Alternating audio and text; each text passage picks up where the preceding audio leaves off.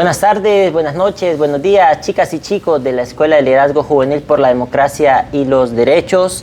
Bienvenidos a un nuevo episodio de nuestro podcast, en el que tenemos una conversación muy importante. Hoy tenemos un poco de cambio aquí en la alineación de nuestro equipo, así que bienvenido, Emilio, a este lado de la mesa. Mucho gusto, chicas, chicos. Bueno, estoy seguro que muchos me recuerdan del primer módulo, pero es un placer para mí estar con ustedes en este podcast, facilitando este tema tan importante y sobre todo con un invitado estrella, una persona que se ha cuestionado las relaciones internacionales, las relaciones políticas, tanto desde la teoría como la práctica, y un gran autor reconocido por muchas instituciones de carácter internacional. En ese sentido, estamos con el invitado de hoy, Galel Briceño. Hola jóvenes, mucho gusto. Yo, como Emilio lo dice, ya, mi carrera de base de formación es sociología. Después me dediqué a estudiar algún tipo de especializaciones en temas de democracia y política, y por ahí ha ido mi producción académica. Entonces, espero también compartir con ustedes ideas. Ahora estoy alegre de poder compartir con mis colegas unas ideas alrededor del fenómeno de la geopolítica en general. Y bueno, empezamos. Bienvenido, Galel. Pues miren, chicos, chicas, un saludo a Naomi, que está hoy ahí atrás en consola. Y les comentamos, nosotras para estos podcasts elaboramos unos guiones, ¿no? Pero es que yo tengo aquí como un sentimiento, ¿no? Que me voy a ir un poquito como de lado de la pregunta del guión, que era aterrizada al país, ¿no? Pero para aterrizarla también a la actualidad. Y un poco como en broma, pero también como en serio, es cómo la geopolítica está realmente en cada uno de los episodios de nuestra vida cotidiana, ¿no? Y les dejo esta provocación, que tal vez ustedes al final del podcast, ¿no? O al final del módulo también, que Galel nos estará acompañando en el módulo, tengan una respuesta, ¿no? Pero, ¿qué tan grande creen que es ustedes el peso de la geopolítica sobre el partido de Argentina contra Egipto? O fue Cabo Verde contra Argentina también, ¿no? Entonces, hay geopolítica en estos partidos de fútbol, ¿no? Algo que podría parecer tan alejado. Les dejo como esa provocación, un poco como en broma, pero también hay mucho sentido detrás de eso, ¿no? Entonces, le doy paso a Emilio para que nos haga ya la apertura oficial. No, y en ese sentido también, porque muchas veces no lo vemos, pero las realidades que nosotros estamos viviendo también están atravesadas por distintas realidades y por todo lo que está sucediendo en el mundo, que también nos llega a afectar a nosotros. En ese sentido, ya mucho hemos mencionado la palabra geopolítica, pero ya consultándole a nuestro invitado, ¿cómo podríamos definir la geopolítica y sobre todo en esas relaciones desiguales o en esas relaciones de poderes entre naciones, quiénes pueden ser los que se llegan a beneficiar o quiénes pueden sufrir más las consecuencias de una relación desigual? Ok, bueno, para empezar, para contestar a esta pregunta, a mí me gustaría retomar un libro que a mí me gusta mucho, y es un autor que se llama José Nun, y el libro se llama El sentido común y la política, y menciona bastante cómo todas estas categorías políticas suelen ser utilizadas por el sentido común sin mayor profundidad. Entonces, a la geopolítica como categoría analítica le pasa pues lo mismo. O sea, se suele relacionar de manera común como geopolítica, geografía, geopolítica, peleas entre estados, geopolítica, países dominantes, y que también es parte de. Pero me parece que esta es una herencia de la visión clásica de la geopolítica, y esta visión clásica de la geopolítica tiene como trasfondo justamente esa tradición de acaparar el territorio, pero acaparar territorios vacíos. O sea, esto nace como a finales del siglo XIX, a inicios del siglo XX, como una georreferencialización del espacio, como espacio tomado, el espacio tomado de las mares, el espacio tomado de los territorios, y bueno, también tiene una tradición y una influencia muy eurocentrista. Entonces, siguiendo con la pregunta de Emilio, estas categorías y estas ideas que vienen de la visión clásica de la geopolítica también influyen porque estas categorías son utilizadas para justificar dominación entre países de centro y países de la periferia. Entonces no caen en un espacio político vacío, sino que crean y legitiman realidades políticas también. Entonces me parece muy importante señalar justamente eso, como la categoría de geopolítica en realidad para definirla y pensarla mejor es verla como la organización del poder en el espacio geopolítico, en el espacio global. Entonces, dentro de esa organización de los poderes hay muchas relaciones alrededor, hay otro tipo de relaciones, ya hay otra gente pensando el territorio de otra manera, más allá que el belicismo, el acaparamiento de las tierras y demás. A mí me parece muy interesante esta introducción que nos hace Galel, porque me parece que es también una advertencia, ¿no?, a no caer en esos lugares comunes, ¿no?, cuando escuchamos la geopolítica, ¿no?, o que nos parece muchas veces, ¿no?, y porque los medios de comunicación nos van construyendo así, que es una cuestión que geopolítica es Estados Unidos contra Rusia y la Unión Europea, y ahí se acabó la discusión sobre geopolítica, ¿no? Pero realmente, aunque ese fue tal vez el punto de partida de los primeros que empezaron a utilizar este término, ¿no? Y que justo era también, ¿no?, para explicar el mundo, de cómo podemos controlar el mundo, ¿no?, y cómo controlamos todos estos territorios entre las grandes potencias, ¿no? Pero que eso es un punto de partida y no el lugar donde debemos quedarnos, ¿no? Pues desde ese entonces se ha recorrido mucho, ¿no?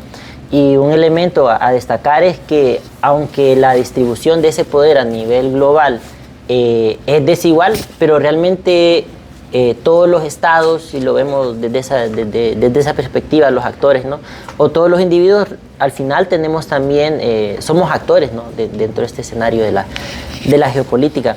Tal vez por ahí, Galel, pedirte que nos comentes un poco más sobre estas nuevas perspectivas o abordajes de la geopolítica, por ejemplo, como desde la mirada de la decolonialidad, del poder, por ejemplo, o de las mujeres y los territorios, cómo han pensado otras formas de entender el poder global.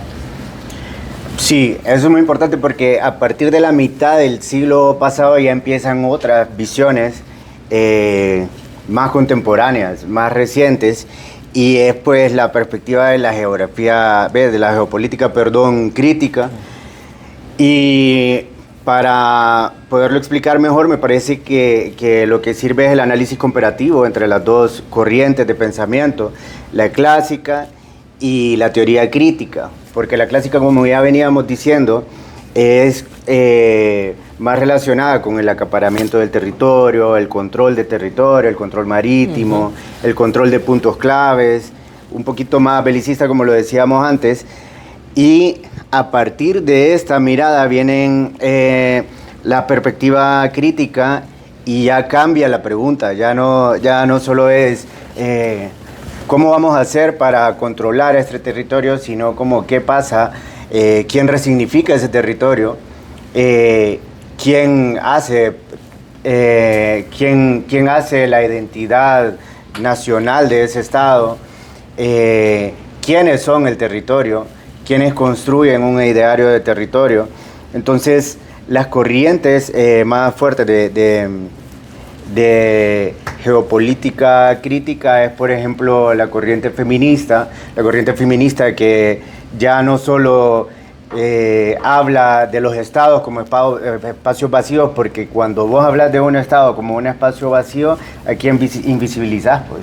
Entonces vienen ellas y ya hablan de el cuerpo como territorio, y también ver un poco cómo se mueven y cómo estas tendencias geopolíticas asignan cada uno de los cuerpos y cada uno de los espacios ocupados por hombres y por mujeres de manera distinta. También está la corriente crítica de la geopolítica referida al medio ambiente. O sea, ya vemos cómo hay países que tienen mayores recursos y que están más industrializados y, bueno, saquean a otros continentes enteros, pues.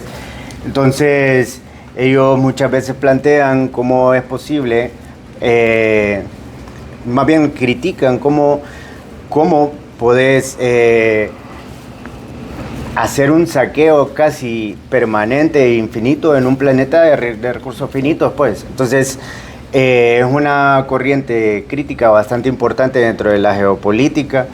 Y la otra, también, bueno, tiene autores en la India ahora, pero en Latinoamérica también han habido unos autores muy importantes como Enrique Dussel, Silvia Cusicanqui, Rita Segato, que han hablado ya vienen hablando de colonización del poder y del pensamiento. Entonces, ellos en esta vertiente crítica, principalmente porque ellos consideran que el conocimiento también es generador de relaciones de poder. Entonces, ellos dicen que no es posible seguir pensando con categorías de geopolítica europeas o de tradición gringa nuestras realidades. O sea, las herramientas teóricas al final son como la graduación de los lentes y las herramientas, o qué sé yo, la lupa con la que vos mirás interpretás la realidad.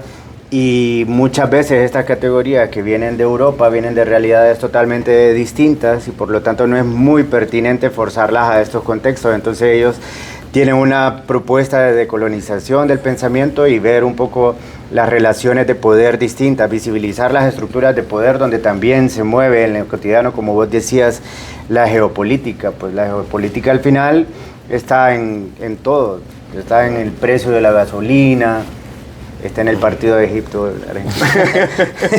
No, justo. Y me parece muy importante, sobre todo como mencionás, cómo la geopolítica crítica nace también como una apuesta ante todos esos conceptos ya construidos desde Europa, desde categorías que no son aplicables, que no son propias y que también son impulsadas por ciertos grupos también hegemónicos para comprender el mundo desde la perspectiva que ellos lo ven.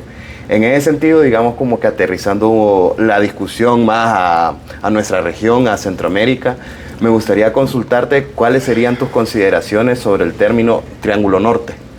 ¿Consideras que el término Triángulo Norte de alguna manera invisibiliza ciertas responsabilidades históricas de grupos hegemónicos? ¿O es un término que más bien se ha acuñado desde esa misma geopolítica del sentido común que hablamos? ¿O cómo podríamos entender, digamos, ese término de Triángulo Norte y sobre todo cómo nuestros países centroamericanos y esta región está situada en este contexto de relaciones mundiales, de relaciones de poder? Sí, esa pregunta está súper interesante porque es justamente eso. O sea, la geopolítica, desde la primera pregunta inicial de la conversación, es muy importante poder saber que los términos y la repetición de los términos a escala global en la cuestión de la geopolítica crea realidades políticas, institucionaliza realidades políticas, y con institucionalización también me refiero no solo a los espacios físicos de los estados, sino también a las maneras de pensar de las personas. Entonces, en el término Triángulo Norte, el gran problema es que se nombra los problemas migratorios. Hay una gran crisis humanitaria de gente en condición de movilidad. Hay violencia, hay grupos organizados de violencia organizada, hay narcotráfico.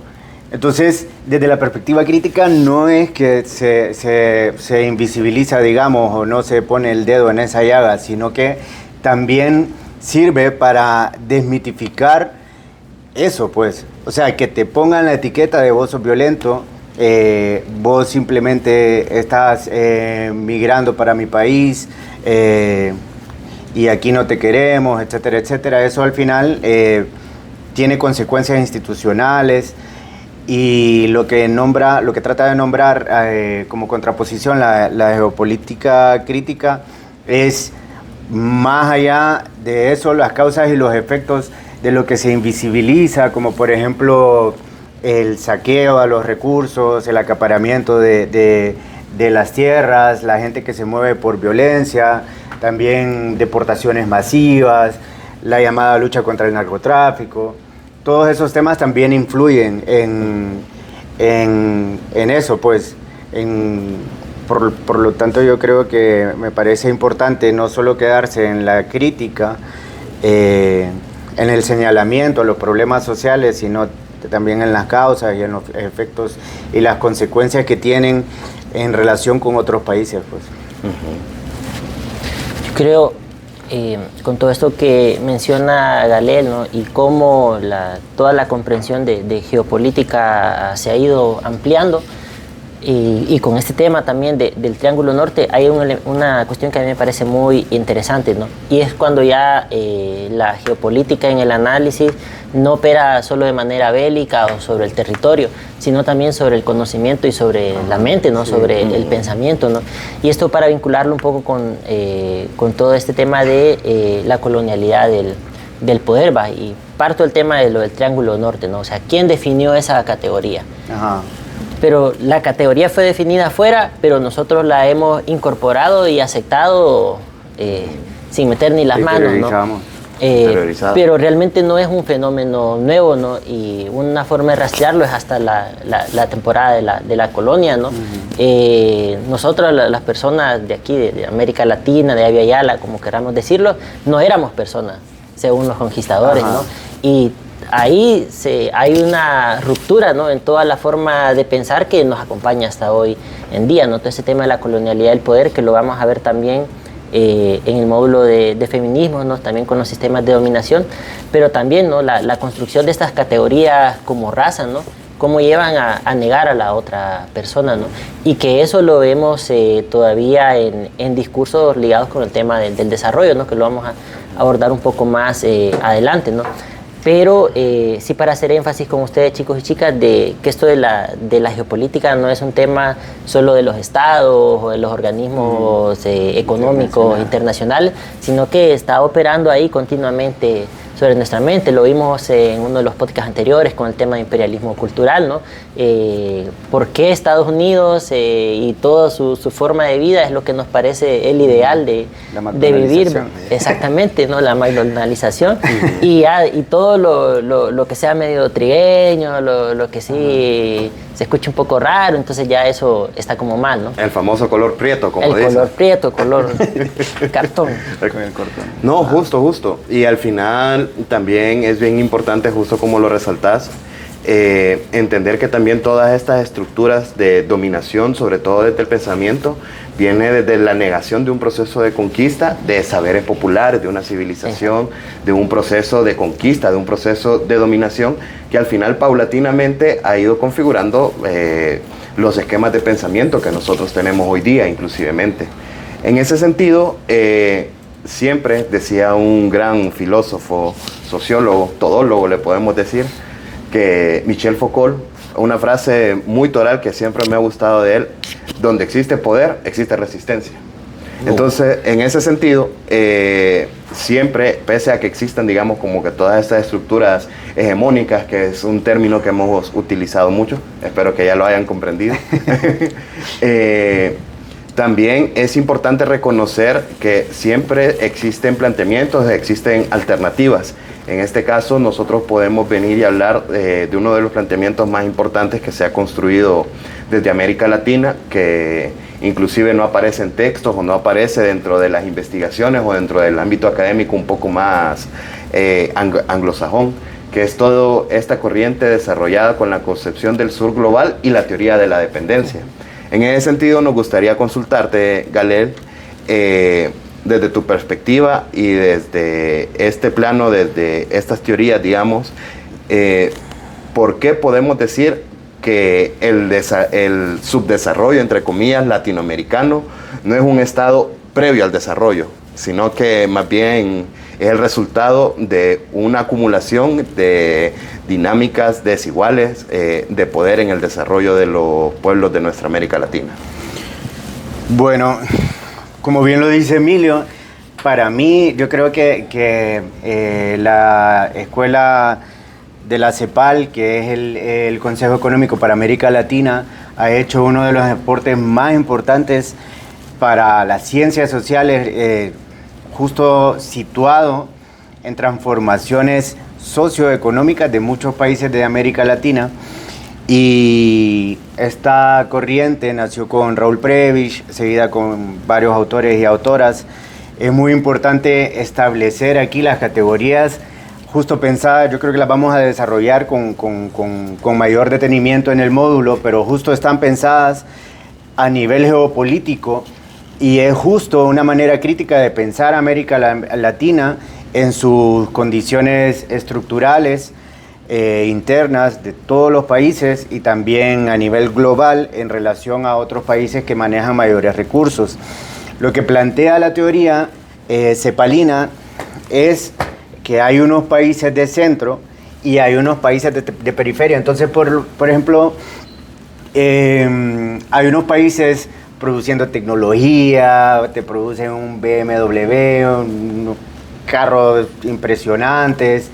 Hay unos países industrializados más poderosos que son considerados los países de centro, y también están los países de la periferia, que los países de la periferia lo que producen son materias primas. Por ejemplo, nosotros mismos aquí en Honduras lo que producimos es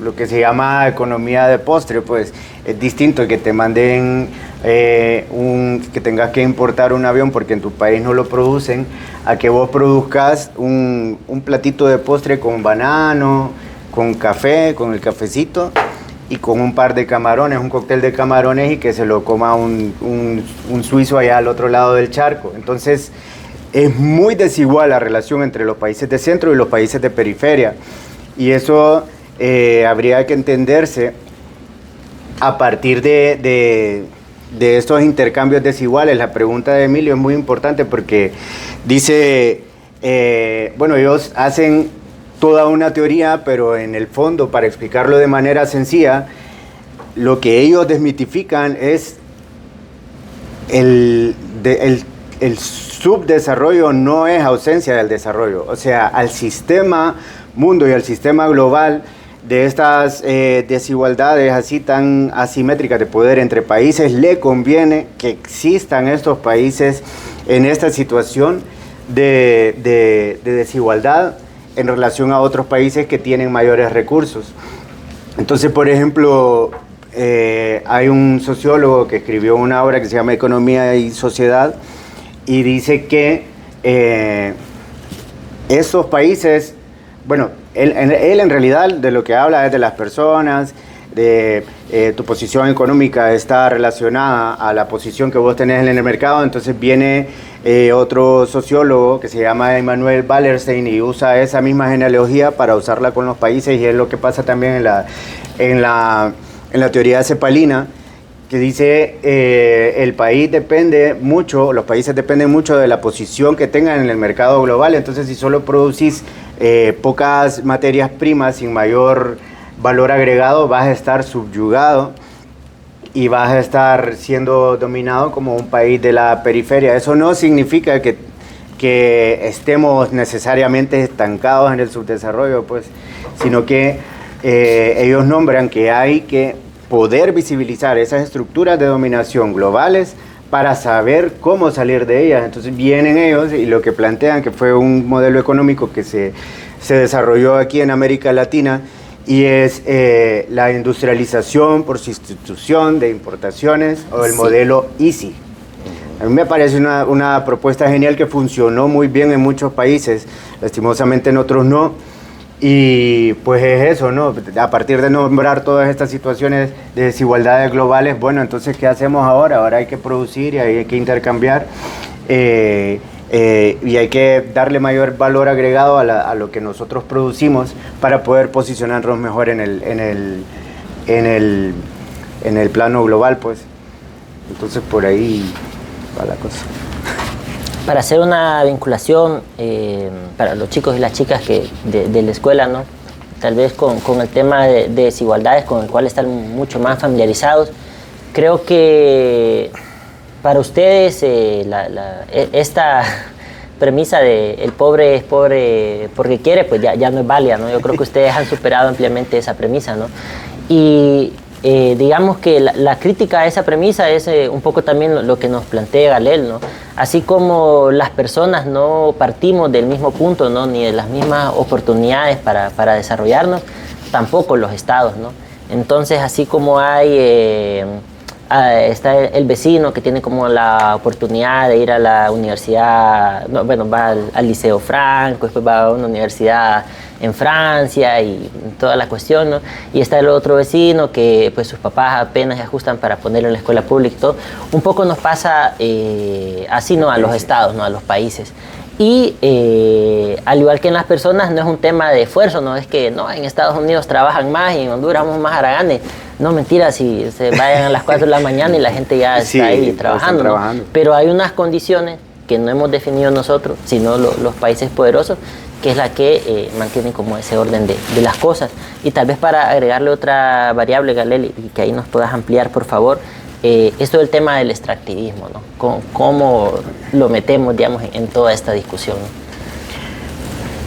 Sí, bueno, ese yo creo que es pegar en la llaga también, porque si bien para ellos conviene que el sistema de relaciones globales siga así, es una subyugación de los países potencia a los países que tienen menores recursos, porque aparte de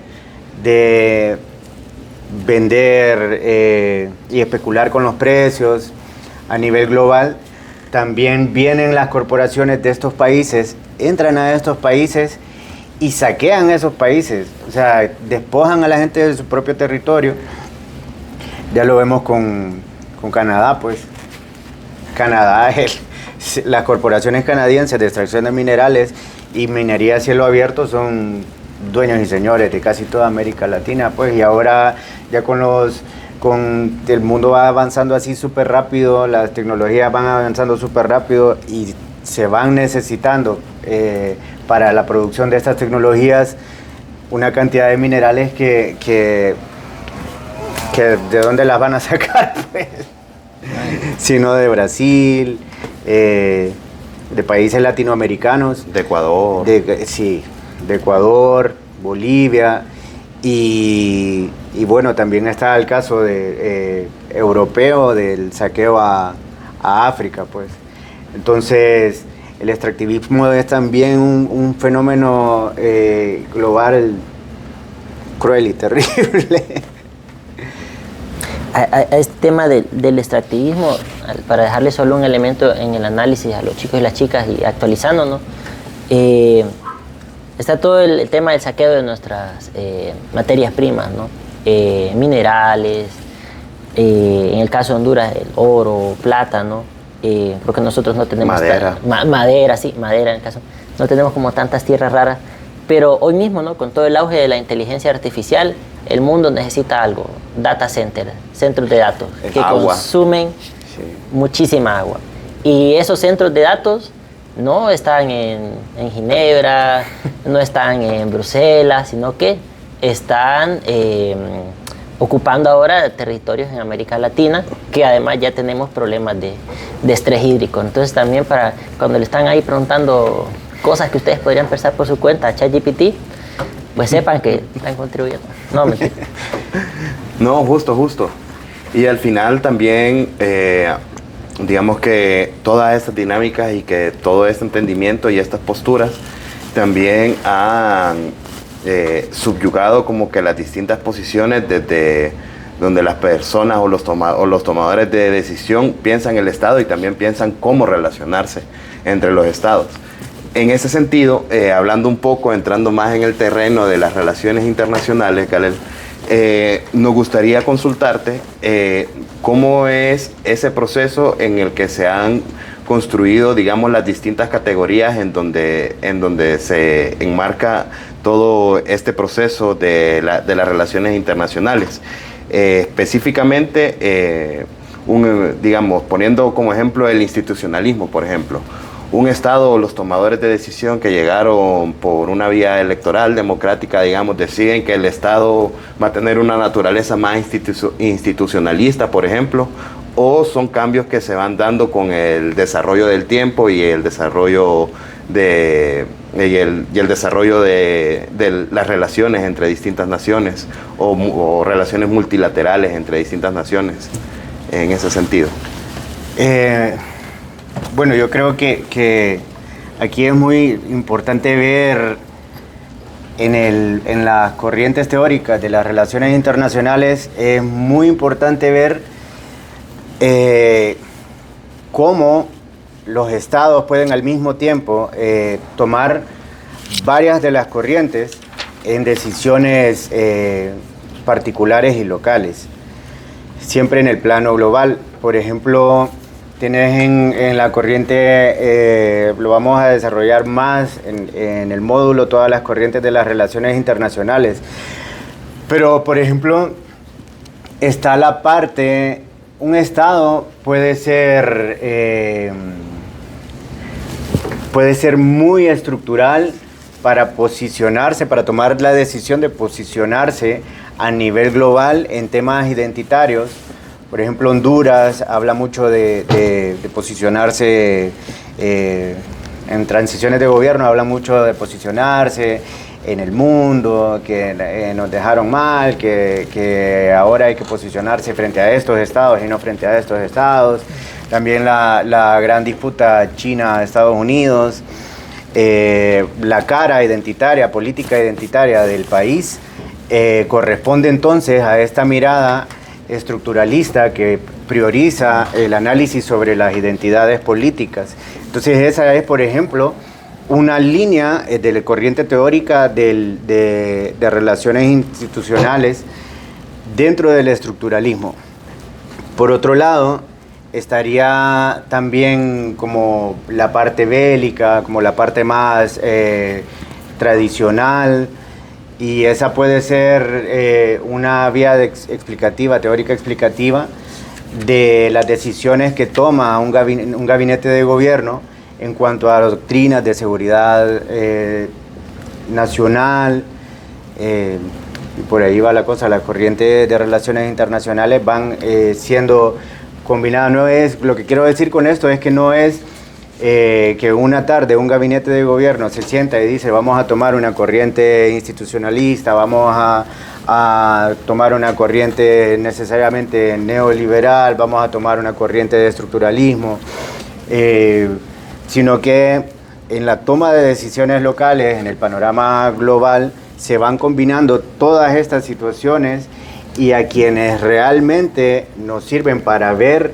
cuáles son esas tendencias es a nosotros. Nosotros tendríamos que tener entonces la suspicacia y las herramientas teóricas, y yo creo que es uno de los objetivos del módulo que se va a desarrollar, el 17, es tener bien afiladas, digamos, estas herramientas para poder denotar y hacer el ejercicio de ver cómo se mueven en la política y en la realidad nacional y global estas tendencias a partir de estas teorías de las relaciones internacionales.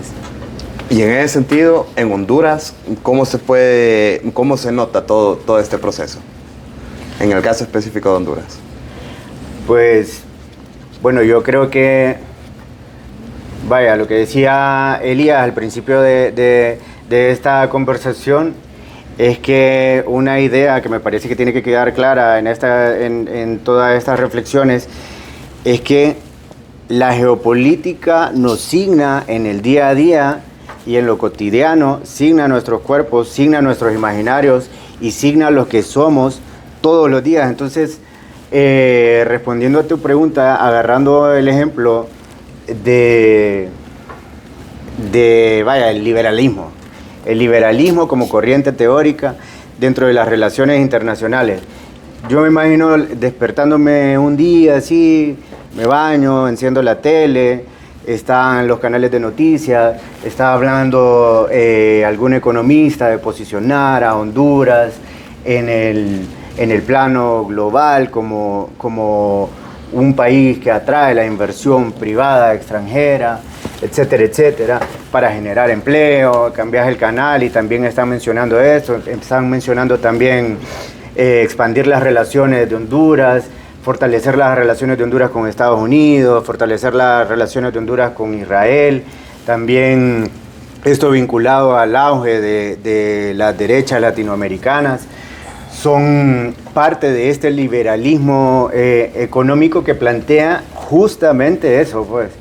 Entonces, vos podés verlo en ejemplos cotidianos, vos podés verlo. Yo creo que eso es lo más importante de esta escuela de liderazgo, poder tener las herramientas necesarias para ver en lo cotidiano cómo se mueven estas categorías en el plano político y así poder tener un poquito más de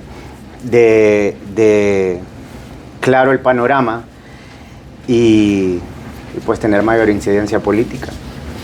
Y sobre ese punto entonces, chicos y chicas de la escuela, aquí dijimos que vamos a aprender a andar en moto sin saber andar en triciclo. Entonces imagínense que toda esta discusión que se ha estado teniendo aquí ahora mismo es el avión más grande del mundo. Y ahora mismo lo vamos a aterrizar en Toncontín. Entonces vean, y situémonos o sitúense. Muchas veces desde el activismo que está ligado a las organizaciones de sociedad civil hay como una crítica hacia los partidos, ¿no? Que la corrupción, que son muy burocráticos, que quieren usar a los jóvenes solo para pegar afiches. Ok, crítica válida para ese tipo de participación política, ¿no? Luego está como con el tema de los movimientos sociales, que pues bueno, ya lo vimos en el módulo anterior, que eso no se puede como organizar así, ¿no? Hay un montón de condiciones. Pero ahora seamos como autocríticos de nuestros propios espacios, ¿no? Y lo digo por quienes hemos estado vinculados a la participación política a través de organizaciones de sociedad civil que reciben su financiamiento de la cooperación internacional. Pero esta cooperación internacional, ¿de dónde salen los fondos, no? De repente hay una, como dijo Alel hace rato, ¿no? Hay una minera canadiense, ¿no? Que se lleva el oro y otros minerales de toda América Latina, pero tiene una fundación y esa fundación le da los fondos a la organización que después va a hacer talleres de incidencia política a nuestra comunidad. Así es un poco en resumen lo que sucede, ¿no? Y entonces la pregunta para Galel, pero también para que ustedes la reflexionen, ¿no? y la puedan contestar en el próximo módulo es: ¿puede la cooperación internacional genuinamente cambiar las condiciones de nuestros países periféricos, o al final solo sigue reproduciendo las asimetrías que le convienen a quienes financian a la cooperación internacional? Bueno. 3-0. 3-0 ustedes también. 2-0 Egipto, gente. No, bueno, yo no sé, no me diría tan al extremo. Yo creo que sí, pero hay unos matices bastante interesantes, porque si bien estos países empobrecidos, llenos de problemáticas graves como la violencia de género, conflictos socioambientales, pues bueno, creo que entre más problemas, más se justifica la existencia, y también los estados son muy achicados y muy ineficientes para trabajar en el territorio todas estas problemáticas, pues, y tomando en cuenta un montón de factores, de intenciones políticas y demás. Entonces, creo que a mayores problemáticas, mayor justificación de la existencia de estos organismos en los países empobrecidos, pues. Entonces, a partir de esto, yo diría que por un lado han hecho bastante incidencia y para mí yo creo que sería muy injusto no nombrar que sí han tenido bastante incidencia, que sí han logrado cambios en comunidades, han logrado solventar muchos problemas que el Estado no ha logrado solventar, pero sí pueden ser parte de esa instrumentalización, de esa justificación que instrumentaliza a estas organizaciones para, pues, justificar otras atrocidades que están alrededor, pues. Súper. No, y justo para aterrizar también como que la principal finalidad de este proceso de podcast, ya hemos hecho, digamos, como que todo un recorrido conceptual, digamos, entendiendo desde las raíces de la geopolítica, comparando entre la geopolítica crítica con la geopolítica clásica, etcétera, entendiendo cómo abarcamos desde entender la teoría de la dependencia, la posición de Latinoamérica en este mundo y en este marco de relaciones internacionales y sobre todo el papel de los organismos de cooperación. Ahora, en ese sentido, y sobre todo para que le quede a los chicos y a las chicas de toda esta escuela, el entender de geopolítica no solo es hablar de un repertorio de categorías teóricas que pareciera que no tienen alguna finalidad específica o algo por el estilo, sino que también es importante al momento de plantear cualquier iniciativa de incidencia, cualquier proceso de formación o inclusive cualquier iniciativa que se pueda hacer de manera organizada, es necesario pasarle como que el filtro y el lente de la geopolítica, entender en dónde se sitúa en el mundo, entender inclusive en nuestra misma región si hay iniciativas similares o demás. En ese sentido nos gustaría consultarte, Gale, ¿qué cambiaría si una organización juvenil viene y diseña cualquier iniciativa, cualquier plan de incidencia, tomando en consideración el lente y la lupa de la geopolítica? Yo pienso que cambiaría todo, porque un problema, no sé si común, pero yo creo que una organización de juventudes, un movimiento social, de mujeres, un movimiento ambientalista,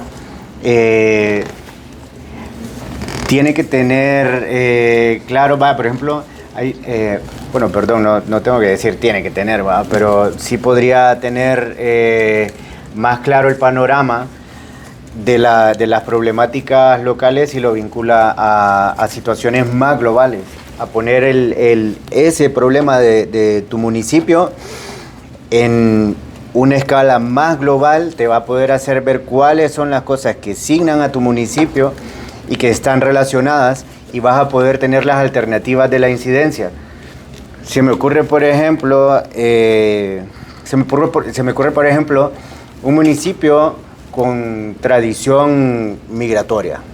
Ponerle un municipio con mucha tradición migratoria, y en este municipio, solo le estoy dando de ejemplo como caso ficticio, para que puedan relacionar un poco cómo influye la geopolítica en la incidencia local y en los proyectos que ustedes como grupos juveniles de incidencia política puedan tener, plantear, describir y transformar. Entonces, si este municipio tiene una tradición migratoria y los quienes migran son en gran parte los varones, y el municipio tiene mujeres viudas o mujeres abandonadas, entonces la dinámica ya cambia, porque este municipio está siendo asignado por todas estas dinámicas globales, y ustedes podrían tener las herramientas de la geopolítica crítica, por ejemplo, de género, para poder ver, por ejemplo,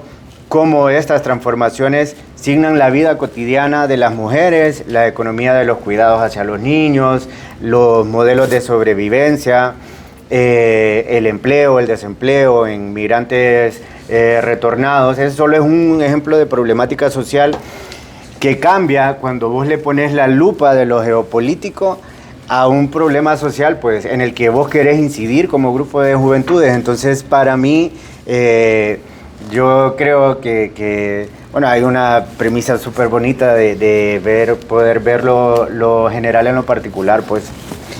Y si eso lo pones en el plano global, puedes ver la realidad social de tu país, tu realidad misma, tu ser mismo, el de tus colegas, el de tus compañeros, el de tu escuela de liderazgo, cómo está asignada por estos cambios geopolíticos, cómo estas categorías como la que mencionaba Elías, la hegemonía se mueve en los discursos de tu vecino, en la película que ve tu sobrino, en la película que ve tu tío, en Rocky 4 de Estados Unidos peleando con Rusia. En el mundial mismo vos podés denotar, ya tenés estas herramientas para poder como organización de liderazgo y de incidencia política, puedes tener ya las herramientas para tener el panorama pues, más claro.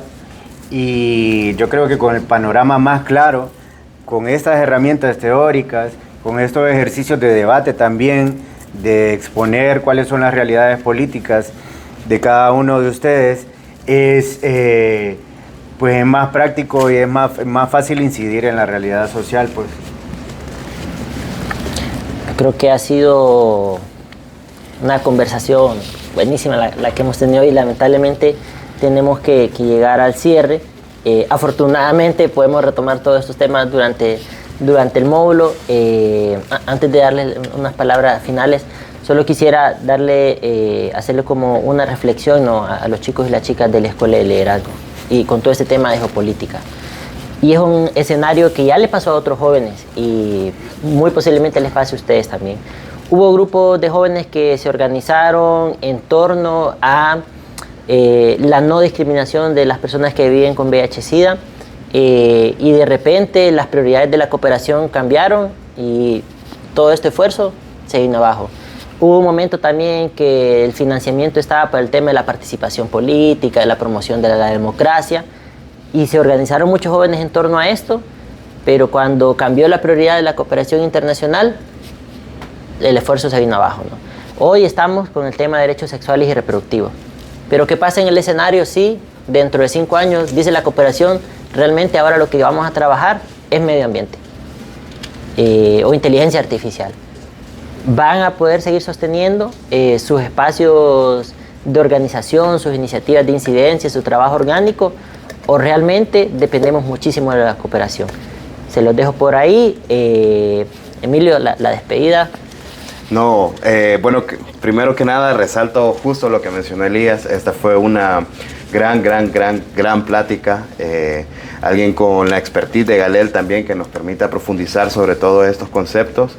No se preocupen que vamos a tener a Galel también en el módulo presencial para evacuar cualquier duda, cualquier consulta que les pueda surgir en el camino.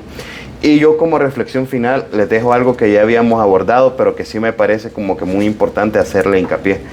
Es necesario al momento de partir cualquier iniciativa de organización social, comunitaria, barrial, juvenil, etcétera, acercarle el lente de la geopolítica.